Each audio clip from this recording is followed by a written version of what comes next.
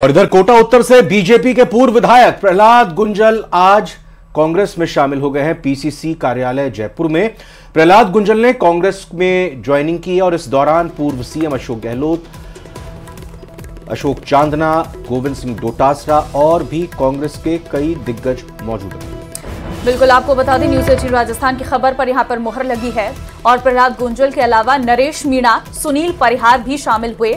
नरेश मीणा छाबाड़ा विधानसभा से प्रत्याशी हैं, वहीं सुनील परिहार सिवाना से निर्दलीय विधानसभा प्रत्याशी रही हैं। तो कांग्रेस का कुनबा लोकसभा चुनाव से पहले बढ़ता हुआ नजर आ रहा है और यहां पर भारतीय जनता पार्टी के पूर्व विधायक प्रहलाद गुंजल ने कांग्रेस की सदस्यता ग्रहण कर ली है और इस दौरान पूर्व सीएम अशोक गहलोत मौजूद रहे, गोविंद सिंह डोटासरा भी रहे और उन्होंने स्वागत किया है प्रहलाद गुंजल का।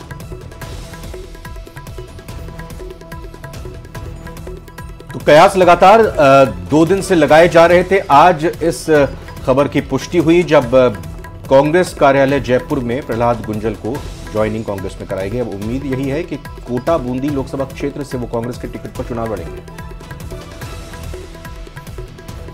देखिए, लोकसभा चुनाव की तारीखों के ऐलान के बाद राजस्थान में जो राजनीतिक सरगर्मियां हैं वो तेजी से बढ़ गई हैं और बीजेपी ने आज विनय को राजस्थान का चुनाव प्रभारी नियुक्त किया है, जबकि विजया राहटकर और प्रवेश वर्मा को सह प्रभारी बनाया गया है। और इसके अलावा सतीश पूनिया को हरियाणा का चुनाव प्रभारी बनाया गया है। तो बीजेपी अपनी रणनीति में आगे बढ़ते हुए ये बड़े ऐलान किए गए हैं। अगर राजस्थान के लिहाज से देखें तो विनय सहस्त्रबुद्धे को पार्टी की तरफ से चुनाव प्रभारी बनाया गया है। इसके अलावा 2 सह प्रभारी भी उनके साथ उनकी टीम में जिम्मेदारी उनको सौंपी गई है, चाहे प्रवेश वर्मा की बात हो या फिर विजय राहटकर की।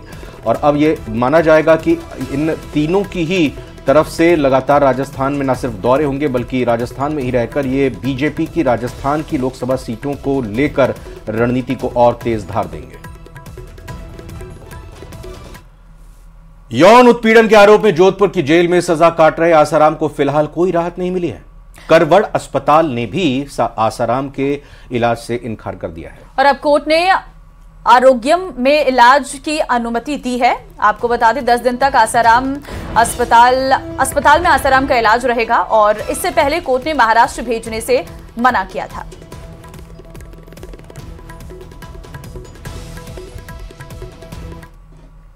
राजस्थान लोक सेवा आयोग की स्कूल लेक्चरर हिंदी प्रतियोगी परीक्षा 2022 में चयनित 2 महिला अभ्यर्थियों को बुधवार शाम को गिरफ्तार कर लिया गया और इन्हें जो गिरफ्तार किया गया वो फर्जी डिग्री केस में किया गया है।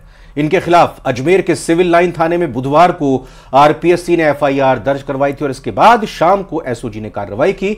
आरोपियों की एग्जाम में 7वीं और 36वीं रैंक आई थी।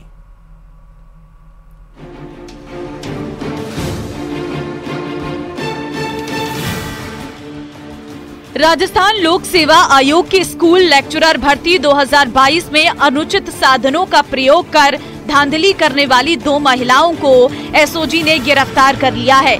इन दोनों के खिलाफ आरपीएससी की ओर से अजमेर के सिविल लाइन थाने में मुकदमा दर्ज करवाया था, जिसके बाद एसओजी ने दोनों को गिरफ्तार कर लिया है। अब एसओजी इनसे पूछताछ में जुटी है। आरोप है कि सांचौर जिले के बाड़ा भावडी निवासी कमला कुमारी ने अनुचित तरीके से मुख्य परीक्षा में मेरिट में 7वीं रैंक हासिल की, जबकि सांचौर जिले के चीतलवाना निवासी ब्रह्मा कुमारी ने भी गलत तरीके से मेरिट में 36वीं रैंक हासिल की थी।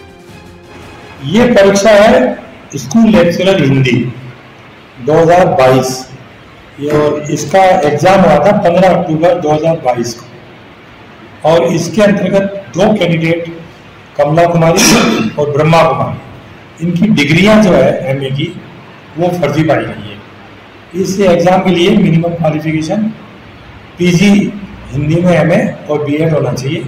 इन लोगों ने दोनों ने पीजी की डिग्री मेवाड़ यूनिवर्सिटी गंगरा चित्तौड़ से जारी होना बताया। उसका हमने आयोग ने पत्र लिख करके वहाँ से सत्यापन किया और हमारा जांच टीम भी वहाँ गई आयोग की और वहाँ वो डिग्रियाँ उनकी असत्य पाई गई। इस मामले की शुरुआती जांच में डिग्री को लेकर फर्जीवाड़े का मामला सामने आया है। कमला ने स्कूल लेक्चरर भर्ती के लिए ऑनलाइन आवेदन करते समय बताया कि वो वर्धमान महावीर ओपन यूनिवर्सिटी कोटा से हिंदी में MA है, लेकिन नियुक्ति के समय पेश किए गए दस्तावेजों में मेवाड़ विश्वविद्यालय गंगरार चित्तौड़गढ़ की फर्जी डिग्री पेश की।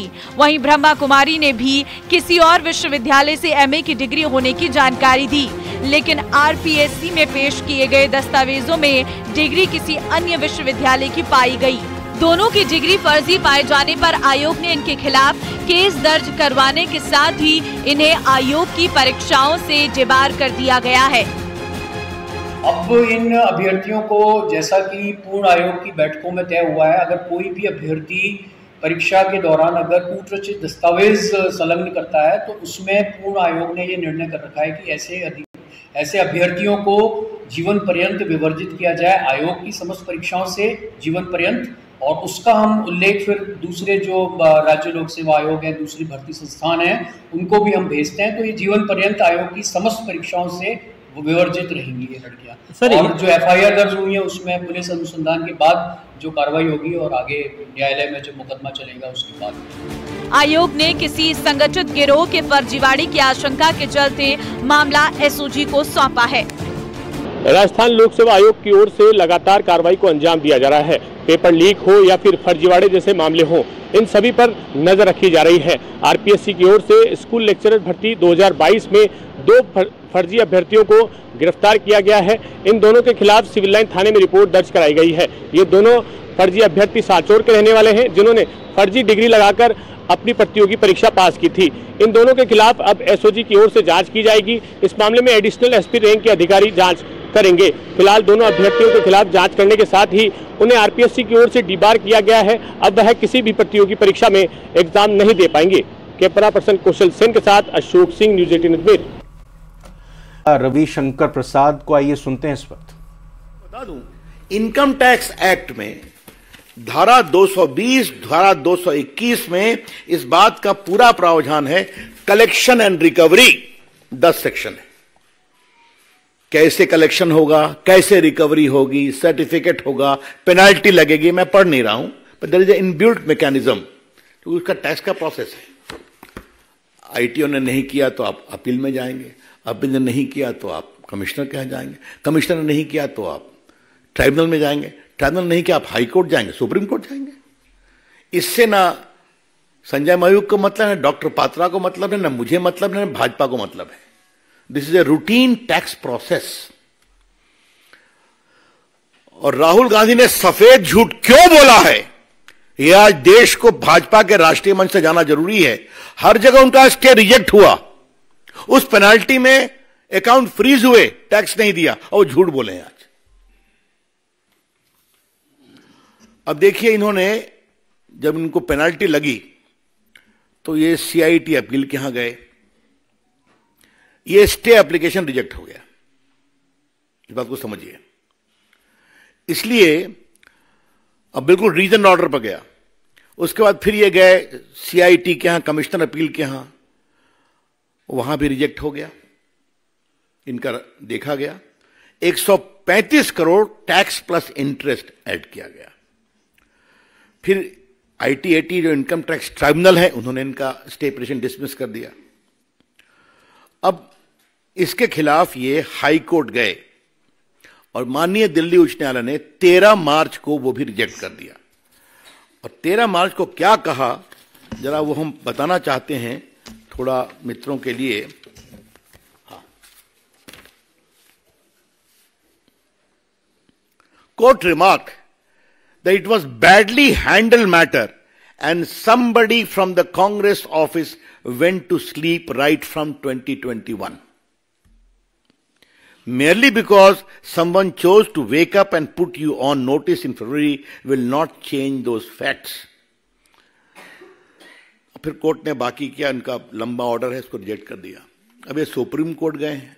सुप्रीम कोर्ट में 1 अप्रैल को सुनवाई है। राहुल गांधी जी, आज आपने अपनी प्रेस में इसको क्यों छुपाया?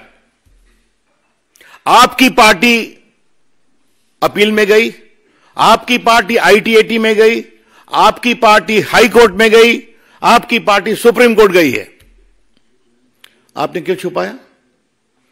और जैसा हमने बताया, इनकम टैक्स में इस बात का प्रावधान है कि अगर आपके पास ड्यू है, आप ड्यू नहीं देंगे तो रिकवरी में आपका बैंक अकाउंट फ्रीज हो सकता है।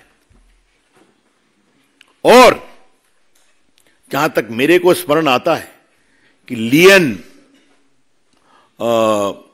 135 करोड़ का इनके बैंक अकाउंट पर कोर्ट ने डाला था कि आप 135 करोड़ मत छूइए, बाकी ऑपरेट करिए।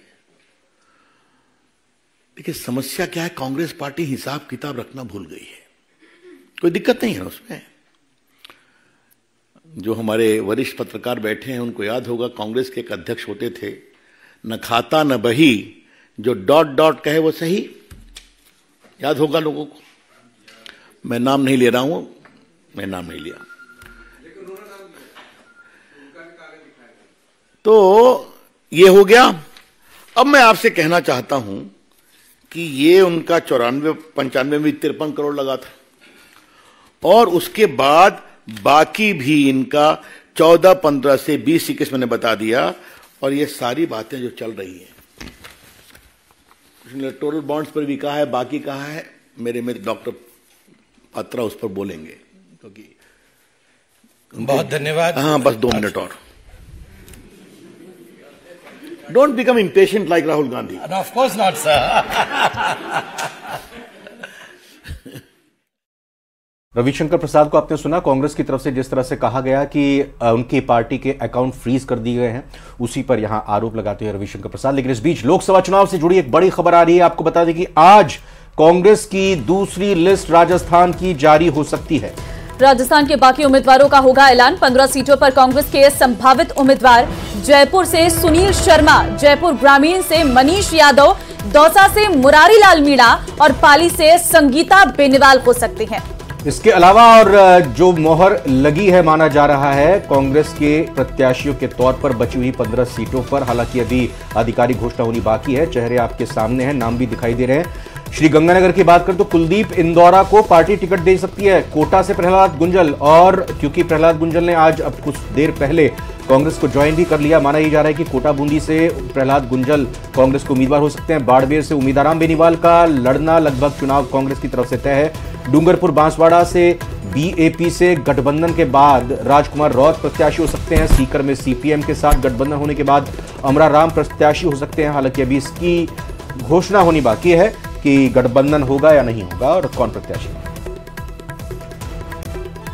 और बीजेपी की प्रेस कॉन्फ्रेंस चल रही है, संबित पात्रा क्या कुछ बोल रहे हैं ये सुनते हैं।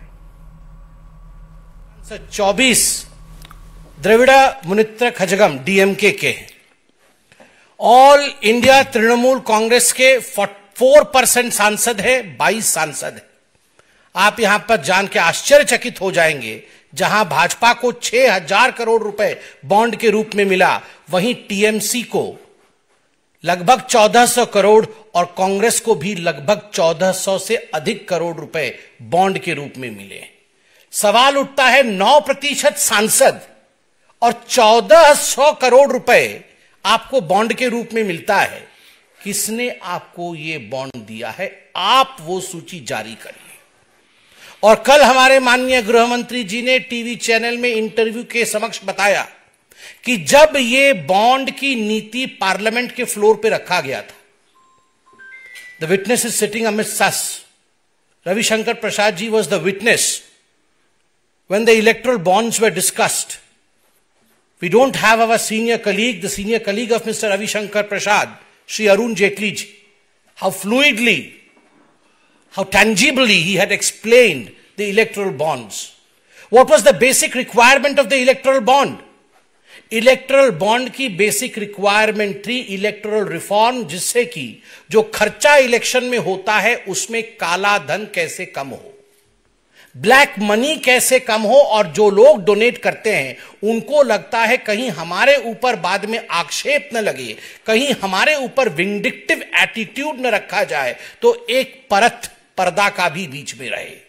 जब ये सारी डिस्कशंस हो रही थी पार्लियामेंट में, Ravishankar ji would supplement to say that the Congress party was not just a mute spectator. The Congress party was supporter of this system. जब यह सिस्टम बनाया गया तो कांग्रेस पार्टी ने इसे सपोर्ट किया था। मगर आज आश्चर्य का विषय है, जैसे रवि जी ने कहा कि यह बहाना ढूंढने का जो तरीका है कि आज हम हार रहे हैं, हमसे ना हो पाएगा, तो किसके सर पे नारियल फोड़ना है? तो इलेक्टरल बॉन्ड के सर पे नारियल फोड़ देना है, इलेक्शन कमीशन के सर के ऊपर नारियल फोड़ देना है, टोपी पहनाना है तो आप बैंक अकाउंट के ऊपर टोपी पहनाना है। किसी इनकम टैक्स अथॉरिटी ने नहीं कहा है कि आप अपने बैंक अकाउंट को यूज नहीं कर सकते हैं। सही शब्द का प्रयोग किया गया, एक लियन लगाया गया है कि 115 करोड़ रुपए से अधिक, इतना आप छोड़ दीजिए क्योंकि ये बकाया है, उसके ऊपर जो आप खर्च करिए ना। और वैसे भी मुझे कभी कभी लगता है, जहां तक कांग्रेस पार्टी।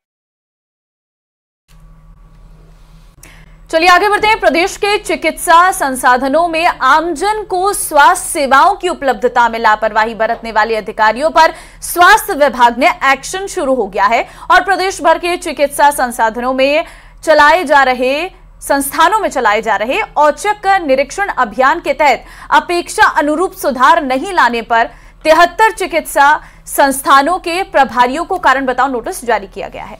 एसीएस शुभ्रा सिंह ने बताया कि प्रदेश भर में संभागीय आयुक्त, जिला कलेक्टर, अतिरिक्त जिला कलेक्टर, उपखंड अधिकारी, तहसीलदार और विभागीय अधिकारियों द्वारा चिकित्सा संस्थानों का नियमित निरीक्षण किया जा रहा है। निरीक्षण अभियान के तहत 4 विजिट के बाद भी 73 चिकित्सा संस्थानों में शौचालय और साफ सफाई की स्थिति संतोषजनक नहीं पाई गई।